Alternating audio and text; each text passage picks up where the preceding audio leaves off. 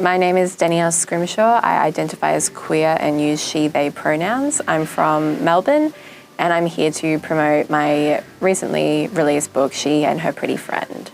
Welcome to Queer Conversation. You have an interest in history, and because of lack of history from a lesbian perspective, you decided to write a book and to fill that void. Yes.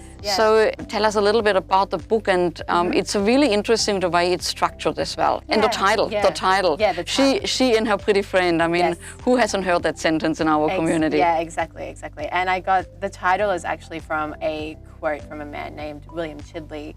And he was describing a woman that his partner had been having secret affairs with.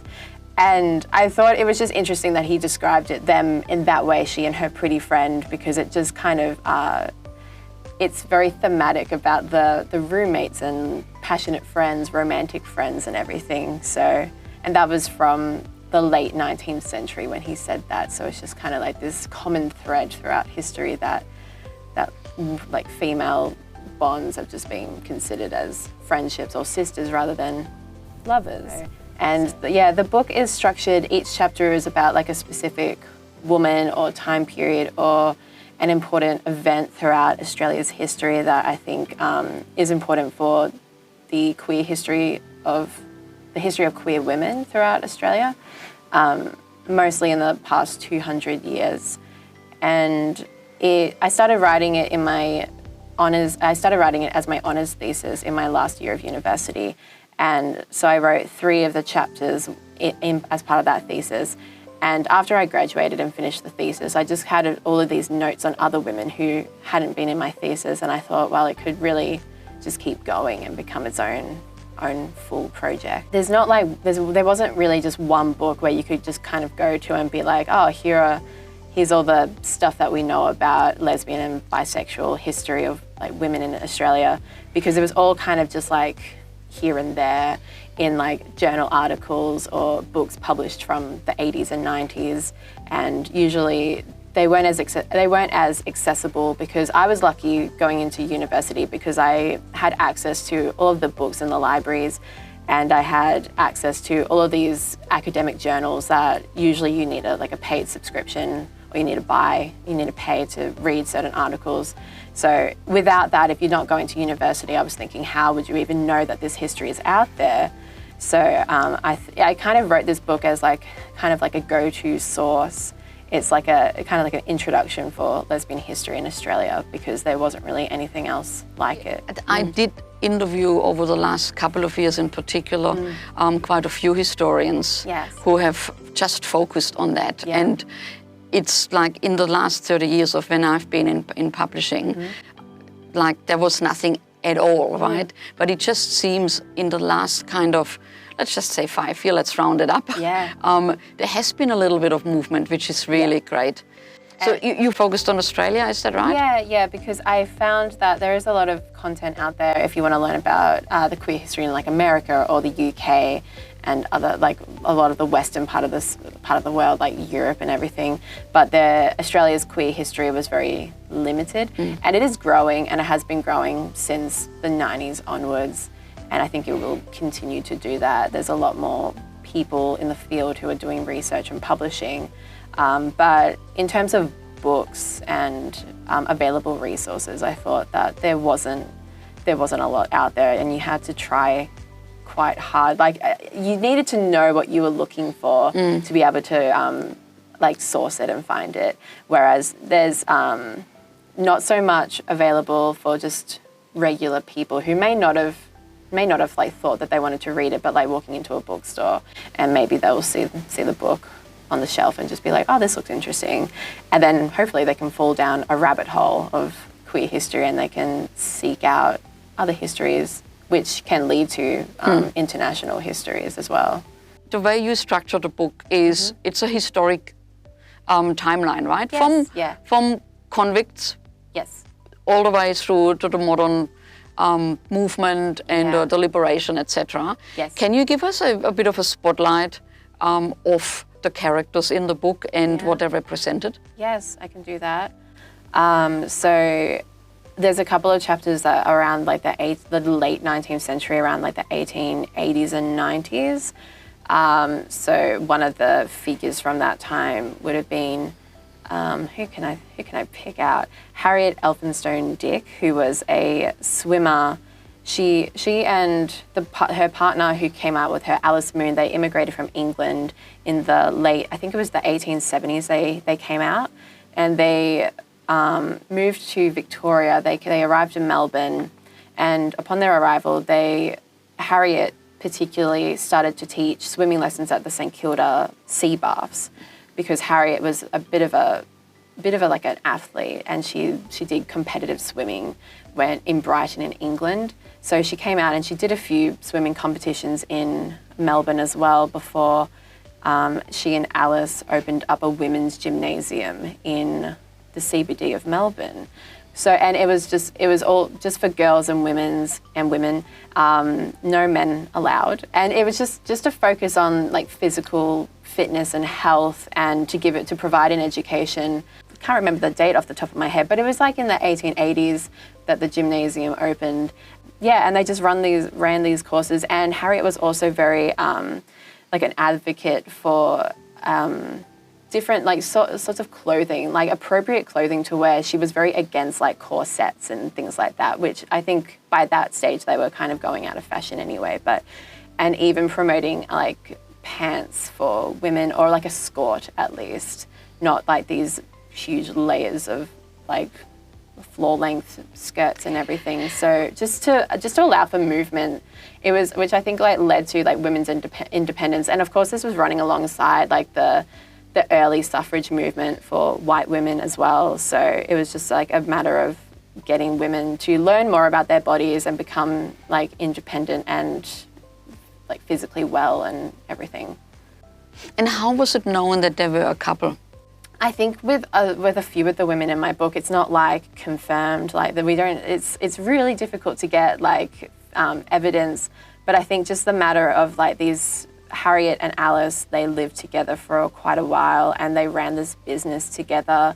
They moved a few times within Victoria. They taught lessons in like regional Victoria as well, like Ballarat as well, and I'm not sure about their contemporaries at the time, whether certain people realised that they may have been a romantic partnership, but especially like people now, researchers now kind of look back and think, okay, they were probably together, especially with like Harriet's interest in like women's physical health and everything. Well, not necessarily she had to be a lesbian, but you know, it's just accepted now that there was the potential for a queer relationship. And they did separate at some point. Alice Moon, she moved to Sydney and she became a journalist. Then she died quite young. She lived in Sydney for a few years before dying. And Harriet followed her to Sydney for a couple of years as well, but they lived apart, and Alice kind of led this separate life where she made other friends, and she became like part of this literature community and the journalist community. So, and Harriet wasn't like left in her will or anything, so it kind of seems like something between them happened, or if Alice was just tired of living that life in Melbourne and wanted to seek out her own fate and everything. So it's very interesting. Yeah. And then Harriet returned to Melbourne, and I think she ran another gym with another woman before passing away. So how would you find out those particular details of somebody who is not like who documented her life basically? Or was it diaries that were left? Yeah, so neither of them have left diaries, which is always very helpful when someone does leave a diary or like letters behind, but in a lot of cases that's not the case. Or if there had been letters, I presume it would have gone down the family line, and either they've been thrown away or they're just somewhere in someone's basement.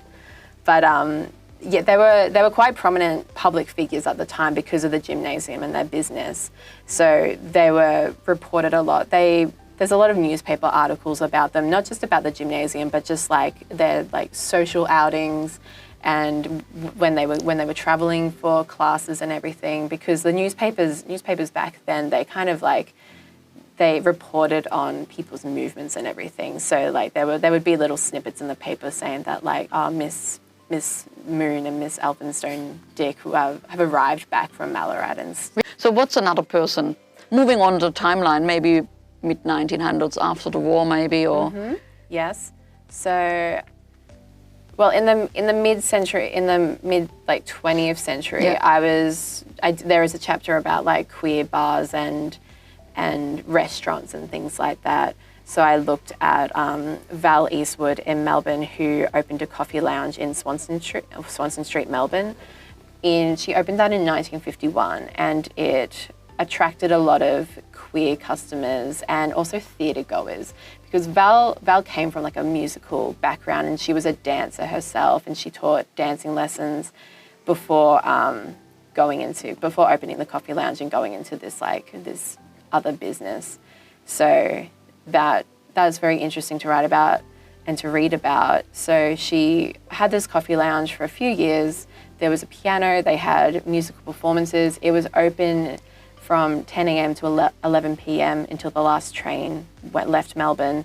So it sounds delightful. It sounds very fun and vibrant with all these like different sort of characters, and people would come there and dress up, and Val would wear these Italian tailored suits and everything, and like have a cane and everything. Wow. So, yeah. Has there been any other publicity around her? Yeah, there has been quite a bit, because Val's very, very popular, and there's some other historians who have written or spoken about her.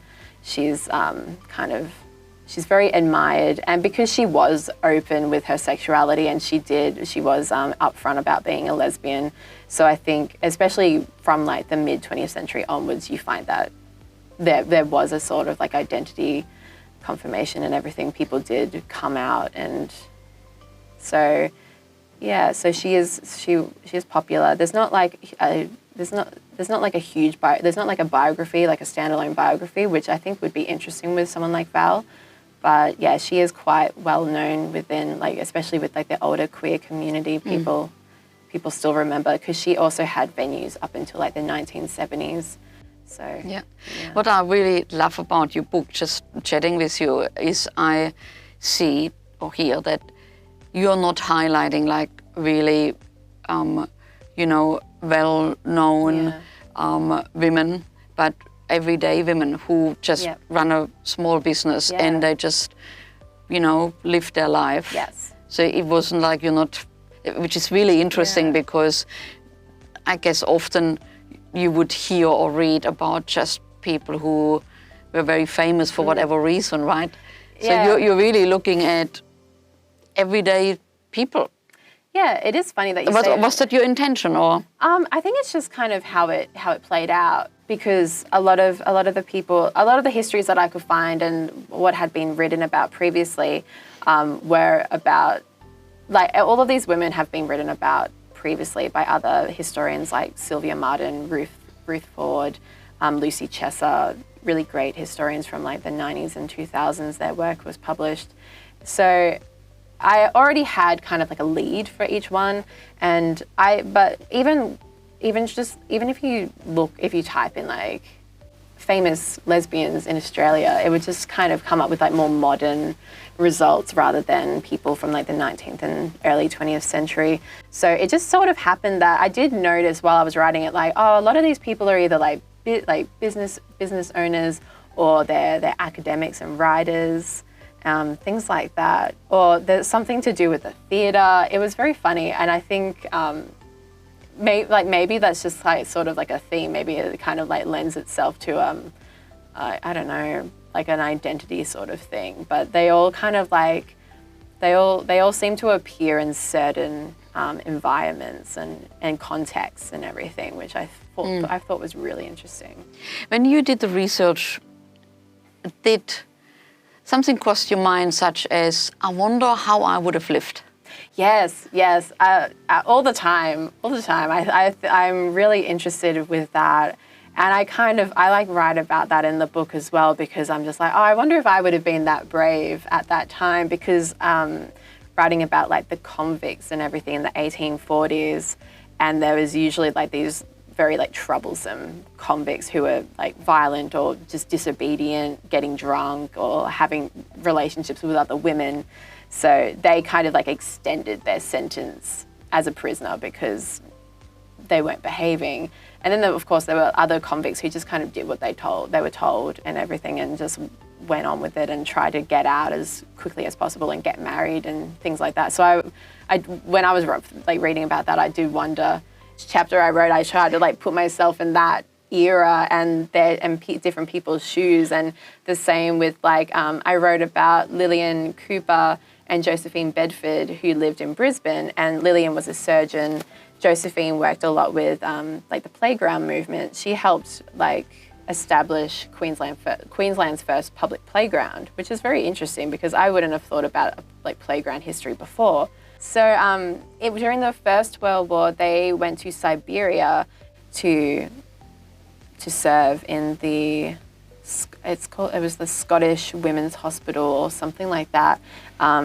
There was a call out for surgeons to come to Siberia. So because Lillian was a surgeon, she went to the front line, and Josephine worked at like Josephine was driving ambulances and maintaining them and everything, and transporting wounded soldiers, and something like that. Again, I was just like, oh, I wonder how I would have been, even like as a civilian, or like what, like how would I behave or react in like these sort of situations. And even during like the suffragist movement, and even during the 70s gay liberation movement, would I have put myself out there, like being on the street, or I think it all just depends on people's like personal experience as well, and how like their relationship with like their family and work. And because a lot of people, like thinking about the 70s liberation now, a lot of people couldn't come out because they would have lost their job or got kicked out of their rental. So, But back to the question, what would you have done as a convict? Would you be? What would I have done? I think I would have behaved. I think I would have tried, just put my head down and just do what I could to get out of that prison and everything, the female factories. And then I don't know what I would have done after being released, because you're released into this country that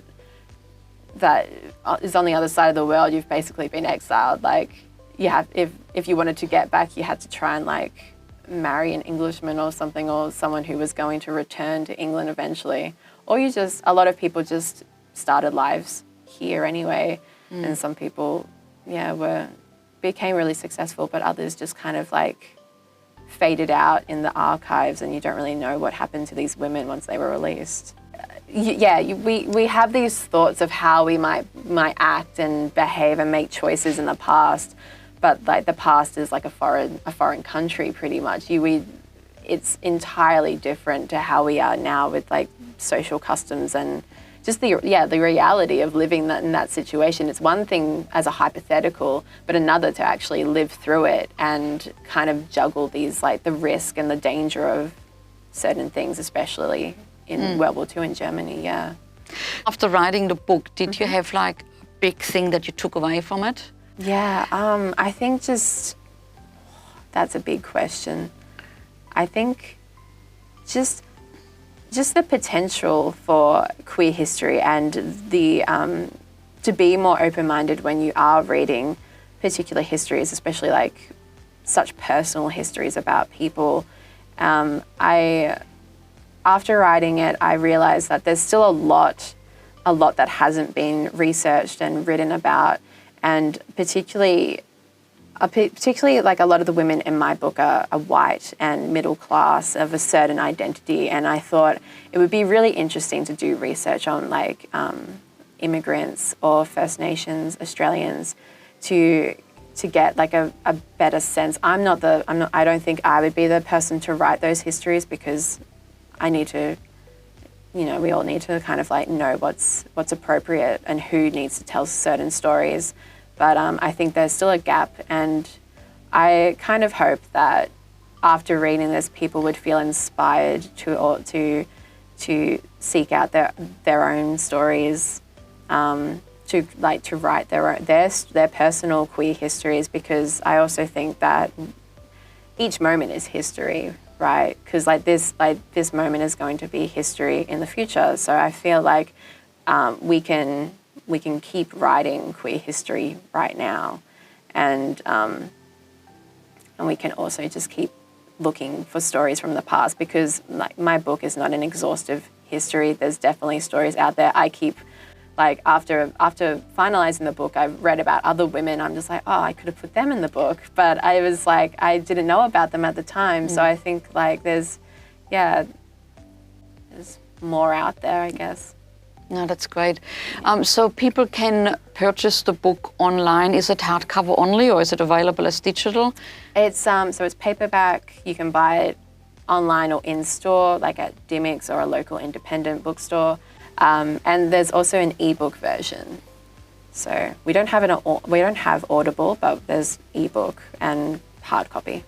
They can get it. They can order it from Dimmicks online and other bookstores online. So yeah, if you just look up She and Her Pretty Friend book, then it'll come up.